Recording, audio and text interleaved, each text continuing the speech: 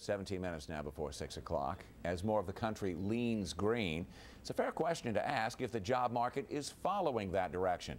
Some economists think the answer is yes, and it just could help revive the economy.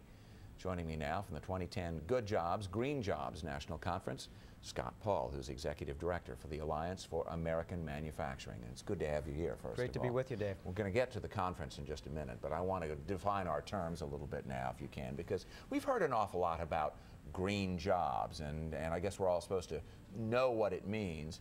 But can you be a little bit more helpful and maybe a little more exact? What exactly are green jobs? It's a really good question. Let me give you some examples. A green job is a scientist trying to develop a new biofuel up the 270 corridor. A green job, up until recently, was a manufacturing worker in Frederick who was making solar panels. Unfortunately, BP outsourced those jobs to China. Yes. A green job is a worker at the GM factory up in White Marsh, Maryland, making a transmission for a new all-electric vehicle.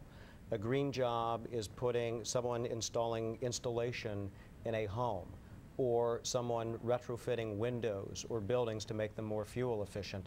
We have a lot of green jobs now in recycling and things like that. So it's both the jobs we have and the jobs we want to have as we transition to a clean and green economy. It's interesting to see how so many of these green jobs are existing jobs that have changed their direction a little bit because of market forces. And is this one of these things that is market driven, or is it because there are a lot of people who say, I want this to happen, I think it's a good thing, I'm going to make a conscious choice to try and move in this direction? Well, clearly a lot of it is price driven.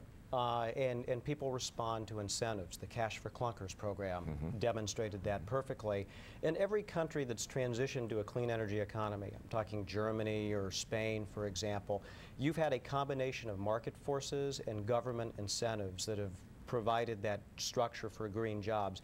Now, in the United States, what type of green jobs are we going to have, or do we want to have? About 70 to 75% of the jobs potential in solar and wind energy production would actually be in the manufacturing, making the blades, making the solar panels. The rest of them would be in installation and maintenance of all of that. So it's a combination of many parts of our economy. I think the worry is, for a lot of people, this is something I'm going to have to go back and get completely retrained for. Maybe not as much as we think. I want to get to the conference because that's sort of the hook for us getting here. You're bringing together a lot of different people to talk about this. What's really been going on? What's the push there at this conference? This is the great thing about the Green Jobs movement. It brings together environmentalists, it brings together business people, it brings together the labor movement, and a lot of local, state, and federal officials who've been trying to move this. So it's not a partisan thing, it's not an environmental thing. It's about trying to have a future for economic growth, and we need it because we still have close to 10% unemployment in a lot of different areas. Absolutely. As the economy continues to recover, the one thing that lags more than anything else, of course, the jobs, and the employment picture could brighten considerably with these good jobs, green jobs. Scott Paul, the Executive Director for the Alliance for American Manufacturing, our guest. Thanks so much. Good to have you here. Thank you, Dave.